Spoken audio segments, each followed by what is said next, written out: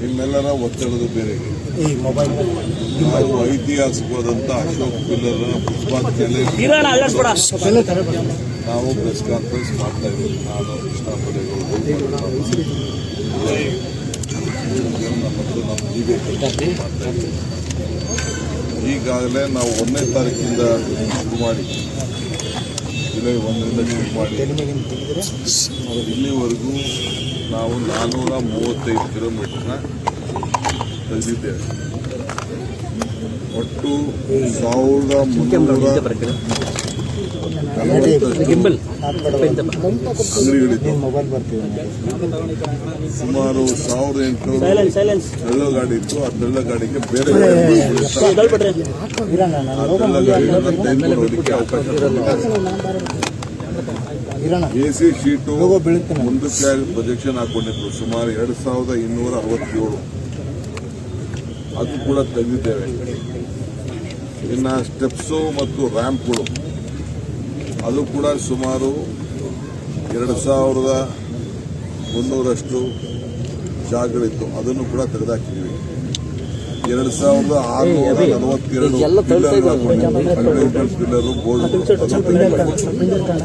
ಸುಮಾರು 2447 ಶೆಡ್ಗಳಿತ್ತು. ಅದು ತೆಗೆದಿದ್ದೀವಿ. ಒಟ್ಟು 9878 ಜಾಗಗಳನ್ನು ಗುರ್ತಾಗಿಟ್ಕೊಂಡು ತೆಗೆದು ಈಗಾಗಲೇ ಡೆಬ್ರಿಸ್ ಅನ್ನು ಕೂಡ ಅದನ್ನು ರಿಮೂವ್ ಮಾಡಿ ತೆಗೆದಿದ್ದಾಗಿ ಅಲ್ಲೇ ಅದ್ರ ಜೊತೆಗೆ ರಿಪೇರಿ ಮಾಡ್ಕೊಂಡು ಬರುವಂಥ ಕೆಲಸ ಕೂಡ ನಮ್ಮ ಅಧಿಕಾರಿಗಳು ಇದು ಮುಂದುವರಿತದೆ. ಎಲ್ಲ ನಮ್ಮ ಬೀದಿ ಬದಿ ವ್ಯಾಪಾರಿಗಳಿಗೆ ಹೇಳಿದಷ್ಟೇ. ಈಗ ನಮಗೆ ನಾವು ಹಿಂದೆ ಐಡೆಂಟಿಫಿಕೇಶನ್ ಕಾರ್ಡ್ ಕೊಟ್ಟಿದ್ದು, ಆದರೆ ಕೋರ್ಟ್ ಅವರು ಅದನ್ನು ವಜಾ ಮಾಡಿದ್ದಾರೆ. ಮತ್ತೆ ನಾವು ಐಡೆಂಟಿಫಿಕೇಶನ್ ಕಾರ್ಡ್ ಕೊಡ್ತೀವಿ. ಬೇರೆ ಜಾಗಗಳನ್ನ ನೋಟಿಫೈ ಮಾಡ್ತೀವಿ. ಆ ನೋಟಿಫೈ ಜಾಗದಲ್ಲಿ ಬನ್ನಿ ವ್ಯಾಪಾರ ಮಾಡ್ಕೊಂಡು ವಾಪಸ್ ಇದೆಲ್ಲ ಹೊರಗಡೆ ಇರೋಗೆಲ್ಲ ನಾವೆಲ್ಲ ಮಾಡೋಕ್ಕಾಗಲ್ಲ. ದೊಡ್ಡ ಮಾಫಿಯಾ ಇದೆ. ತಂದು ಕೆಲವರು ಇವರು ರೌಡಿಗಳು ಅವ್ರ ಹತ್ರ ದುಡ್ಡು ಇಸ್ಕೊಳ್ಳೋದು, ಬಿಡೋದು, ಮಾಡೋದು, ಒಂದು ಏರಿಯಾಗೆ ಹಂಚ್ಕೊಳ್ಳೋದು, ಆ ಥರ ಎಲ್ಲ ನಡೆದಿದೆ. ಆ ಮಾಹಿತಿಯೆಲ್ಲ ಸೊ ನಾವು ಈಗಾಗಲೇ ಎಲ್ಲ 5 ಕಾರ್ಪೊರೇಷನ್ ನಡೀತಾ ಇದೆ. ಇದು ಮುಂದುವರಿಸ್ತೀವಿ. ಪೊಲೀಸರು ಮತ್ತು ನಮ್ಮ ಜಿಪಿ ಆಫೀಸರ್ಸ್ ಇದಕ್ಕೆ ತುಂಬ ಕೆಲಸ ಮಾಡ್ತಾ ಇದ್ದಾರೆ. ಅವ್ರಿಗೆ ಫ್ರೀ ಹ್ಯಾಂಡ್ ಕೊಟ್ಟಿದ್ದೀವಿ. ನಾವು ಇದಕ್ಕೆ ಎಲ್ಲ ಪಕ್ಷದವರು ಕೂಡ ಇದಕ್ಕೆ ಬೆಂಬಲವಾಗಿ ನಿಂತಿದ್ದಾರೆ. ಸೊ ಬೆಂಗಳೂರು ಸ್ವಚ್ಛ ಬೆಂಗಳೂರನ್ನು ಕಾಪಾಡಬೇಕು. ಆ ದೃಷ್ಟಿಯಿಂದ ಇವತ್ತು ಇಡೀ ದೇಶ ನಮ್ಮ ಬೆಂಗಳೂರನ್ನು ಗಮನಿಸ್ತಾ ಇದೆ. ಸೊ ಆ ಕೆಲಸ ನಾವು ಮಾಡ್ತಾ ಇದ್ದೀವಿ. ನೀವು ಕೂಡ ಮಾಧ್ಯಮದವರು ನಮಗೆ ಸಹಕಾರ ಕೊಟ್ಟಿದ್ದೀವಿ. ಆತಂಕ ಪಡೋದು ಬೇಡ. ಬಡವರು ನಮ್ಮವರೇ ಅವರು. ಆದರೆ ಹಂಗಂತ ಹೇಳಿಕೊಂಡು ಯಾವುದೋ ಜಾಗದಲ್ಲಿ ಹೋಗಿ ಠಿಕಾನೆ ಹೊಡ್ಕೊಂಡು ಕೂತ್ಕೊಳ್ಳೋಕ್ಕಾಗಲ್ಲ. ಸರ್ಕಾರಿ ಜಾಗ ಇರ್ಬೋದು, ಪ್ರೈವೇಟ್ ಜಾಗ ಇರ್ಬೋದು, ಮಾಡೋಕ್ಕಾಗಲ್ಲ. ಅವ್ರಿಗೂ ಸರ್ಕಾರದಲ್ಲಿ ಅವಕಾಶ ಇದೆ. ಬೀದಿ ಬದಿ ವ್ಯಾಪಾರಿಗಳು ಬದುಕಬೇಕು ಅಂತ ನಮ್ಮ ಆಸೆ ಇದೆ. ಅವ್ರಿಗೀಗಾಗಲೇ ನಾವು ಸುಮಾರು ಈಗಾಗಲೇ ನಿಮಗೆ ಗೊತ್ತಿರಬೇಕು, ಈಗ 3 ವರ್ಷದಿಂದ ಸುಮಾರು 900ಕ್ಕೂ ಹೆಚ್ಚು ಸಾವುಗಳು ಇವತ್ತು ಪಾದಚಾರಿಗಳದ್ದು ಇವತ್ತು ಆಗಿದೆ. ಸೊ ಅದರಿಂದ ನಾಗರಿಕರ ಅನುಕೂಲಕ್ಕೋಸ್ಕರ ಈ ಕಾರ್ಯಕ್ರಮ ನಾವು ಮಾಡ್ತಾ ಇದ್ದೀವಿ. ಇದೇನು ನಮ್ಮ ಸ್ವಂತಕ್ಕೇನು ಲಾಭ ಇಲ್ಲ. ಇದು ನಾಗರಿಕರ ನಿಮಗೆ ಎಲ್ಲರೂ ಈಗ ವೆಹಿಕಲ್ ಹೋಗ್ಬೇಕಾದ್ರೆ ಅವ್ರು ಅಲ್ಲಿ ಸಣ್ಣದಾಗಿ ಇರ್ಬೇಕಾದ್ರೆ ಎಲ್ಲ ರೋಡ್ ಕೊಡ್ತಾರೆ.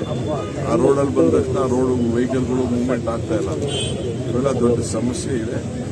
ಸೊ ಅದಕ್ಕೆ ನಾನು ಏನು ನಡೆದಿದೆ ಕಳೆದ 15 ದಿನದಿಂದ ಏನೇನು ಕೆಲಸ ಆಗ್ತಾ ಇದೆ ವಿಚಾರದಲ್ಲಿ ನಾನೇ ಖುದ್ದಾಗಿ ವೀಕ್ಷಣೆ ಮಾಡಕ್ಕೆ ಬಂದಿದ್ದೇನೆ. ಪ್ರತಿ 15 ದಿನಕ್ಕೂ ಇಂಥ ಕೆಲಸಗಳನ್ನ ನಾವು ವೀಕ್ಷಣೆ ಮಾಡ್ತಾ ಇದ್ದೀವಿ. ಈಗ ನಾನು ಮಾರ್ಕೆಟ್ ಕೂಡ ಜಯನಗರ ಮಾರ್ಕೆಟ್ ಕೂಡ ನೋಡಿದ್ದೇನೆ. ಅದು ಭಾಳ ದಿನದಿಂದ ನಮ್ಮ ನಾಯಕರುಗಳು ಹೇಳ್ತಾ ಇದ್ರು. ಅದಕ್ಕೂ ಸದ್ಯದಲ್ಲೇ ಒಂದು ತೀರ್ಮಾನ ಮಾಡ್ತೀವಿ. ಅದು ಎಲ್ಲೆಲ್ಲಿ ಅದನ್ನು ಹೊಸದಾಗಿ ತಿರುಗಿ ಅದನ್ನು ಕಟ್ಟಿಸ್ಬೇಕು, ಅದನ್ನು ಹೊಡೆದಾಕ್ಬಿಟ್ಟು ಅರ್ಧ ಆಗಿದೆ, ಇನ್ನು ಅರ್ಧ ಕಟ್ಟಿಸ್ಬೇಕು. ಆ ಕೆಲಸ ಕೂಡ ನಾವು ಸದ್ಯದಲ್ಲೇ ಯಾವುದಾದ್ರು ಒಂದು ಮಾಡಲಲ್ಲಿ ಒಂದು ಸ್ಕೀಮ್ ಮಾಡಿಬಿಟ್ಟು ನಾವು ಮಾಡ್ತೇವೆ. ನಮ್ಮ ಆಸ್ತಿಗಳನ್ನು ರಕ್ಷಣೆ, ನಾಗರಿಕರಿಗೆ ಗೌರವ ಕೊಡುವಂಥ ಕೆಲಸವನ್ನು ನಾವು ಮಾಡ್ತೀವಿ. ಸರ್ ಬೀದಿ ಬದಿ ವ್ಯಾಪಾರಸ್ಥರು ಎಲ್ಲರೂ ಬಡವರೇ ಸರ್.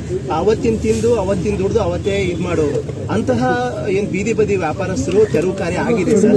ಅವರಿಗೆ ಪರ್ಯಾಯ ವ್ಯವಸ್ಥೆ ಅಂದ್ರೆ ರಸ್ತೆ ಪಕ್ಕದಲ್ಲಿ ಮಾಡ್ತೀನಿ ಅಂತ ಹೇಳಿದ್ದಾರೆ, ಬಟ್ ಅದು ಮಾಡಿಲ್ಲ ಅಂತ ಆರೋಪ ಇರೋದು. ಬಹಳ ಸಂತೋಷ. ಆರೋಪ ಮಾಡೋರೆಲ್ಲ ಆರೋಪ ಮಾಡ್ತಾ ಇರ್ತೀವಿ. ಅವ್ರಿಗೆ ಬೇರೆ ಜಾಗ ನಾವು ಐಡೆಂಟಿಫೈ ಮಾಡಿ ನೋಟಿಫೈ ಮಾಡ್ತೀವಿ. ಪಕ್ಕದ ಜಾಗ ಜನಕ್ಕೆ ವೆಹಿಕಲ್ ಮೂವ್ಮೆಂಟ್ಗೆ ಹಾಕಬಾರ್ದು. ಹಾಗಂತ ಪಕ್ಕದ ಜಾಗ ಅಂತ ಯಾವುದೋ ಮನೆ ಮುಂದೆ ಎಲ್ಲ ಹಾಕ್ಬೇಕಾಗಲ್ಲ. ಅವ್ರಿಗೂ ಅವ್ರ ಬದುಕನ್ನು ಕಟ್ಕೊಳ್ಬೇಕು. ಅವ್ರ ಮನೆ ಮುಂದೆ ಯಾರು ಇರಬಾರ್ದು. ಆ ಮನೆಗಳದ್ದು ಒತ್ತಡ ಎಲ್ಲ ಇದೆ. ಎಲ್ಲಿ ಯಾವುದು ಡ್ಯಾಮೇಜ್ ಇಲ್ಲ, ಯಾರಿಗೂ ಅನಾನುಕೂಲತೆಗಿಲ್ಲ ಅಂತ ಜಾಗಗಳನ್ನು ನೋಟಿಫೈ ಮಾಡಿ ಅಲ್ಲಿ ಅವಕಾಶ ಕೊಟ್ಟು ಬೆಳಗ್ಗೆ ಬರಬೇಕು, ಸಾಯಂಕಾಲ ಹೋಗ್ಬೇಕು. ಆ ಕೆಲಸಕ್ಕೆ ಅವಕಾಶ. ಸರ್, ವಿಜಯನಗರ ಅಂಡರ್ ಪಾಸ್ ಅಲ್ಲಿ ಕೂಡ ಹೀಗೆ ಪರ್ಯಾಯ ವ್ಯವಸ್ಥೆ ಮಾಡಿತ್ತು, ಬಟ್ ಅಂಡರ್ ಪಾಸ್ ಅಲ್ಲಿ ಯಾವುದೇ ಕೂಡ ಬೀದಿ ಬದಿ ವ್ಯಾಪಾರಸ್ಥರು ಒಳಗಡೆ ಹೋಗಿ ವ್ಯಾಪಾರ ಮಾಡ್ತಿಲ್ಲ. ಎಲ್ಲರೂ ಕೂಡ ಮತ್ತೆ ಮೇನ್ ರಸ್ತೆಗೆ ಬರ್ತಾ ಇದ್ದಾರೆ. ಇದರಿಂದ ಪ್ರಾಬ್ಲಮ್ ಆಗ್ತಿದೆ. ಇದನ್ನ ವ್ಯಾಪಾರಸ್ಥರು ಅರ್ಥ ಮಾಡ್ಕೋಬೇಕು. ವಿಜಯನಗರ ಒಂದೇ ಅಲ್ಲ, ಆ ರೀತಿ ಬೇರೆ ಬೇರೆ ಕಡೆಗಳಲ್ಲೂ ಆಗಿದೆ. ಅವ್ರಿಗೆ ಯಾವ ರೀತಿ ಜಾಗೃತಿ ಮೂಡಿಸ್ತೀರಿ ಅಂತ ಸಲಹೆ ಇದೆಯಲ್ಲ, ನಿಮ್ಮ ಸಲಹೆ, ನಿಮ್ಮ ಅನುಭವದ ಜ್ಞಾನ ಭಂಡಾರದಿಂದ ಏನೆಲ್ಲ ಈಚೆ ಬರ್ತಾ ಇದೆ ಮಾತು, ಅದಕ್ಕೆಲ್ಲ ಗೌರವ ಕೊಡುವಂತ ಕೆಲಸ ಮಾಡ್ತೀವಿ.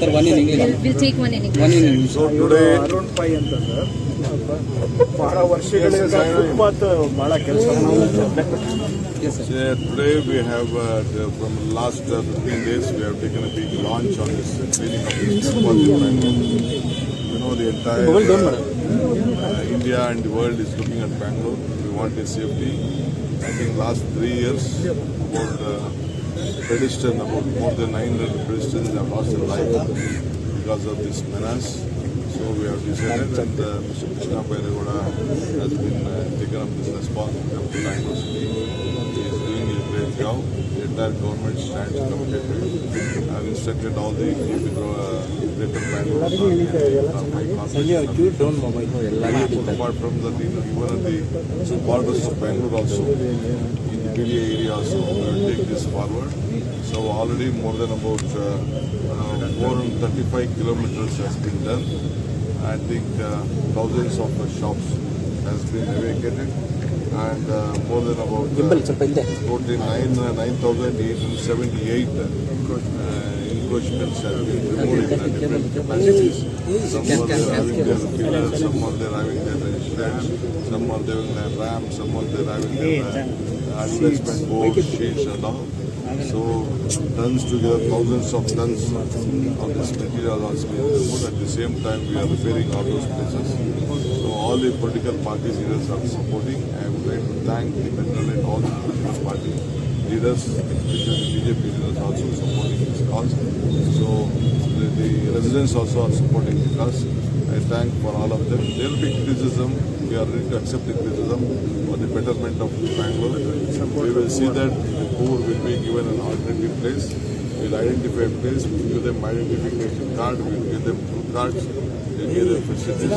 They should also grow. We believe in the youth of this youth, and we believe in the unemployment. We believe in the poor social aspect. They should also live, and we should see that the Bangalore also should be very clean. So Bangalore is a cosmopolitan city, so we will all work together. I thank all the media friends also for supporting for this.